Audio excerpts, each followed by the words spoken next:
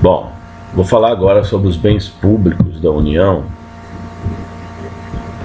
começando pela zona fronteiriça, zona de fronteira, aquela que é situada ao longo de 150 quilômetros da divisa do Brasil com os países fronteiriços vizinhos, conforme aqui mostra essa linha verde. Então,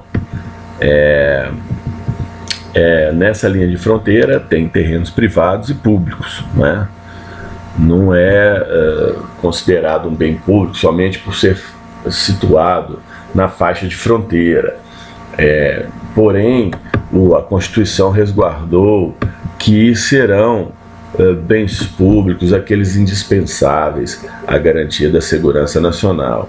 Então, isso tudo nos fornece o entendimento que nos terrenos privados, na zona de fronteira, ou seja, nesses 150 quilômetros longitudinais da divisa, ocorrerão servidões, algumas restrições na medida do interesse nacional. Terras indígenas. O Brasil tem muitas reservas indígenas, pertencem à União. São considerados bens de uso especial, ou seja, eles já estão destinados para aquela finalidade, né? Tal como é um hospital, tal como é uma repartição pública, né? E a finalidade desses bens serem congregados ao domínio da União é a proteção da cultura indígena. Eu até coloquei aqui a foto do cacique Juruna, que é um índio que protegeu muito a própria cultura de sua origem, chegando ao Congresso Nacional na qualidade de deputado federal. Então tá aí, terras indígenas, bens da União de uso especial. Terras devolutas. O que são terras devolutas? Aquelas terras que não têm destinação pelo poder público e que em nenhum momento integraram o patrimônio de um particular. Em regra, as terras devolutas são bens dos Estados Federados, porém são bens da União. As terras devolutas indispensáveis à defesa das fronteiras, das fortificações e construções militares, das vias federais de comunicação e à preservação ambiental, definidas em lei. Então, ficou bem claro que a própria disposição legal estabelece que serão bens da União no que concerne a terras devolutas, que em regra são bens dos estados, aquelas terras devolutas que forem indispensáveis para defender e garantir a integridade nacional, a segurança nacionais. A exemplo aí das áreas de fronteiras, fortificações militares, vias federais, preservação ambiental. Então está bem claro, tem que ter, no que concerne a terras devolutas, uma utilidade para que as mesmas não sejam bens dos estados e sim da União. Bom, no que toca aos rios e correntes de água, em regra, são bens dos estados, notadamente aqueles rios que estão apenas circunscritos à esfera de um estado. Porém, são bens da União os rios e correntes de água que vão para outro país, sei lá, o Rio Paraná, né?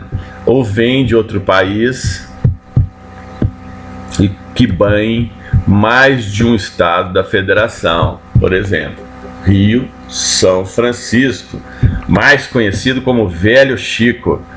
Ele é, então, um rio que é considerado bem da União.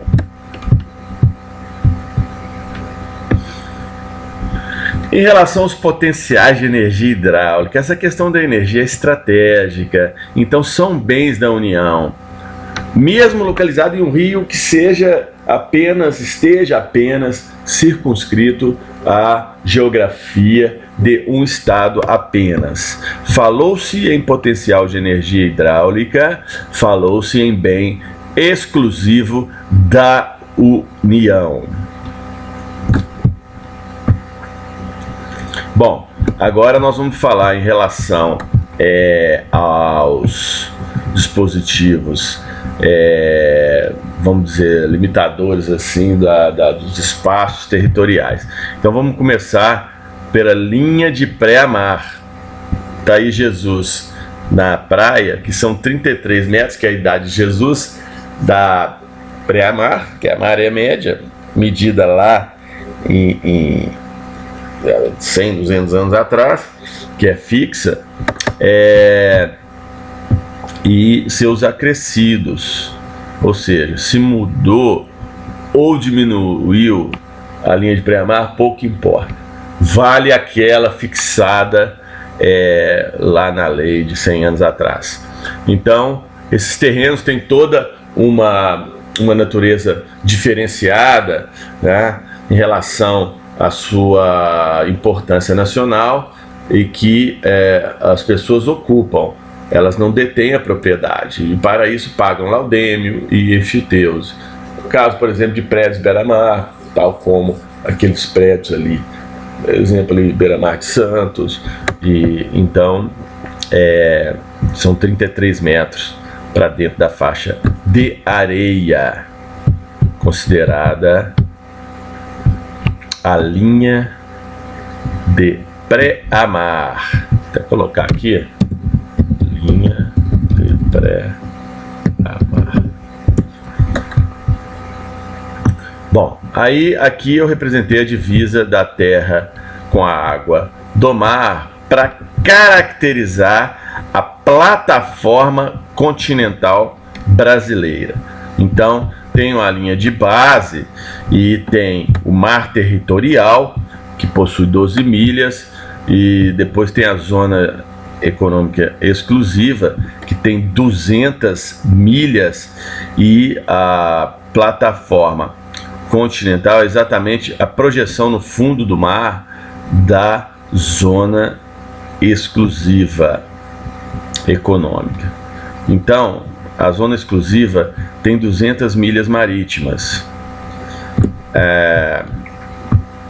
Até 12 milhas, eu coloquei uma dúzia aqui de bananas para representar o número 12, para não esquecer, é o mar territorial, né? Nas primeiras 12 milhas da zona econômica exclusiva. Pertence à União, e uma milha tem 1.852 metros. Então, a soberania nacional, ela se estende até essas 12 milhas, em todos os sentidos, não é? Naturalmente, o direito de exploração dos recursos são pátrios, e as embarcações estrangeiras têm o direito de passagem inocente. Passagem inocente é de paz, é claro, desde que não ameaça a segurança nacional.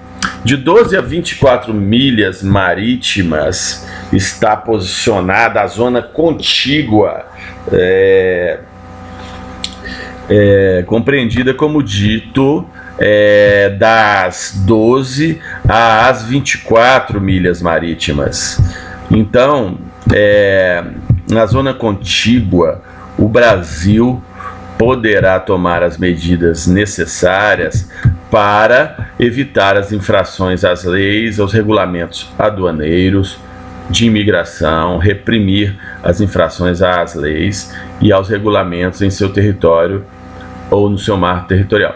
Então, aqui, contígua quer dizer que ela estende os direitos da zona inicial, que são as 12 milhas, que compreende o mar territorial. Então, elas estendem os efeitos até as 24. Já a zona econômica exclusiva, que vai de 12 a 200 milhas, isso englobando até de 0 a 12 também, que é o mar territorial. Aqui, o que ocorre? É uma área bem grande na qual o Brasil possui soberania para a exploração dos vivos, ou seja, os pescados, e também os minerais, no caso os óleos, tais como o petróleo, a exemplo aí da exploração que está sendo empreendida no pré-sal, bem como as pesquisas marinhas estão monopolizadas como de direito do Estado brasileiro e só poderão ser feitas por Estados estrangeiros quando existir essa específica autorização. Da mesma forma, os exercícios militares de países estrangeiros não poderão ser feitos a não ser que sejam com autorização do governo brasileiro. Quer dizer, essa zona ela passa a ser uma zona de proteção, de segurança nacional, ou seja, ali já está estão sendo monitoradas todas as ações daqueles estrangeiros que estão trafegando por ali.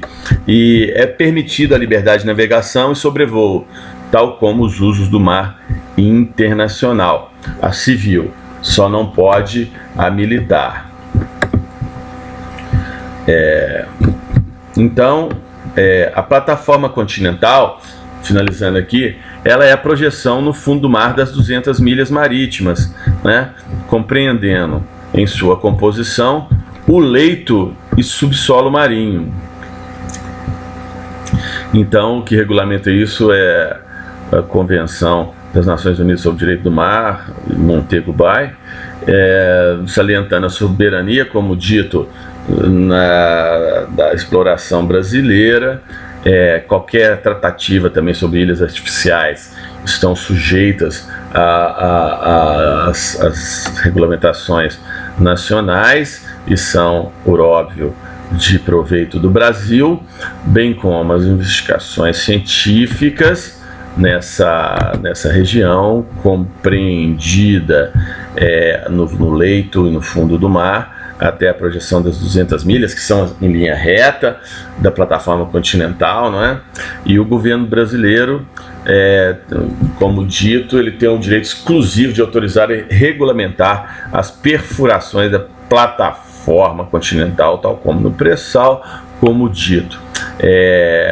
E é reconhecido a todos os estados o direito de colocar cabos e dutos na plataforma continental, estados federados. O traçado da linha para a colocação de tais cabos e dutos na plataforma continental dependerá do consentimento do governo brasileiro. Então, também os estados internacionais têm essa prerrogativa. O governo, mediante autorização, o governo brasileiro poderá estabelecer condições para a colocação dos cabos. Enfim, ele tem o direito de fiscalizar e regulamentar. Então, está aí a questão dos cabos. E nas 200 milhas marítimas, os bens naturais pertencem à União. Então aí está a fonte, né, da pesquisa. Então fica aí finalizada a apresentação em relação aos bens da União e assuntos análogos diretamente.